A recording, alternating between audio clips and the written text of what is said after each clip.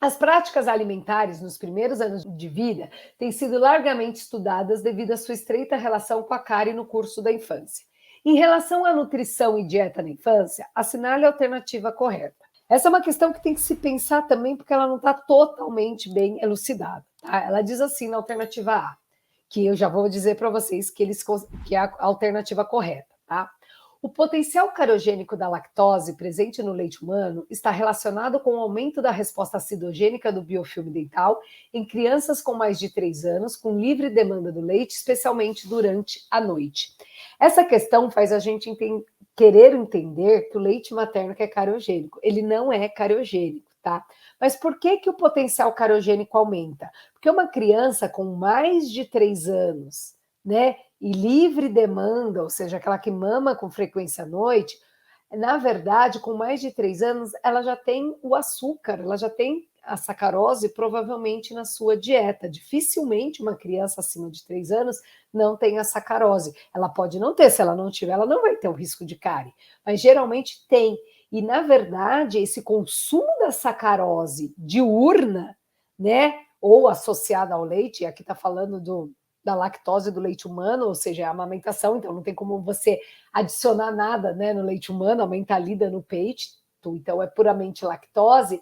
Na verdade, a lactose continua não sendo considerada cariogênica, porém, quando você tem o açúcar na dieta do dia da criança, ou seja, ela consome açúcar em algum momento do dia, essa frequência, né, passa a ser prejudicial. Por quê? Porque a criança ela tem um desafio de pH constante e as bactérias já colonizando, já armazenando essa sacarose, ou seja, o risco de cárie aumenta. É difícil entender para quem está entrando nesse conceito atual de cariologia, mas é isso que eu quero dizer, o leite humano não é cariogênico, porém uma criança com mais de 3 anos e que tem uma frequência alta, né, principalmente durante a noite, onde a gente tem uma menor salivação, a gente tem um risco maior de cárie, não pelo leite humano, tá? Mas pelo consumo de açúcar e aí a alta frequência da amamentação que faz com que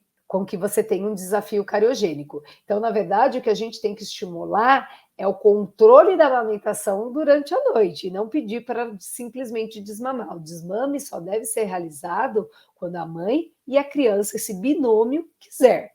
Tá? Não somos nós que vamos determinar. O que a gente tem que controlar é o consumo de açúcar, a gente tem que estimular a higienização antes de dormir e diminuir a frequência da amamentação noturna. O ideal é que a criança ela continue sendo amamentada, mas que não tenha a amamentação noturna, tá? Então é isso que a gente quer dizer, então por isso que eu falo que essa questão é um pouco difícil de entender, porque as pessoas já vão pensar no leite não cariogênico, tá? Então você tem que pensar em todo o contexto da doença cárie na infância.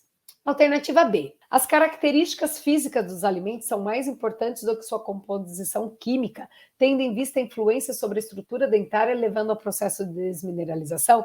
Tanto as características físicas como químicas e adesividade e frequência são importantes. Então, essa alternativa ela está errada. Alternativa C. A caseína presente no leite e nos queijos une-se fortemente à hidroxapatita, aumentando sua solubilidade e facilitando a adesão dos micro-organismos cariogênicos no esmalte.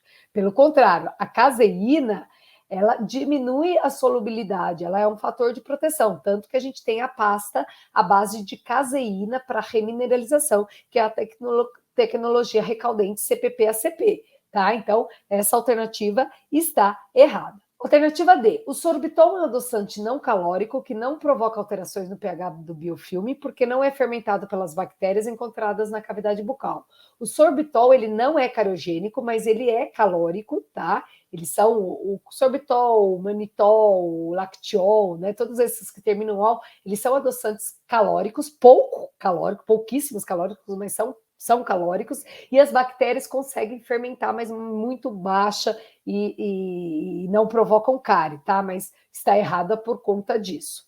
E ela diz que o ciclamato é um adoçante calórico fermentado pelas bactérias encontradas na cavidade bucal que pode ser aquecido e não apresenta sabor metálico residual. Pelo contrário, né? Ele é um adoçante não calórico, tá? Ele não é fermentado pelas bactérias e ele tem sabor residual. Então, essa está errada, a alternativa correta é a alternativa A.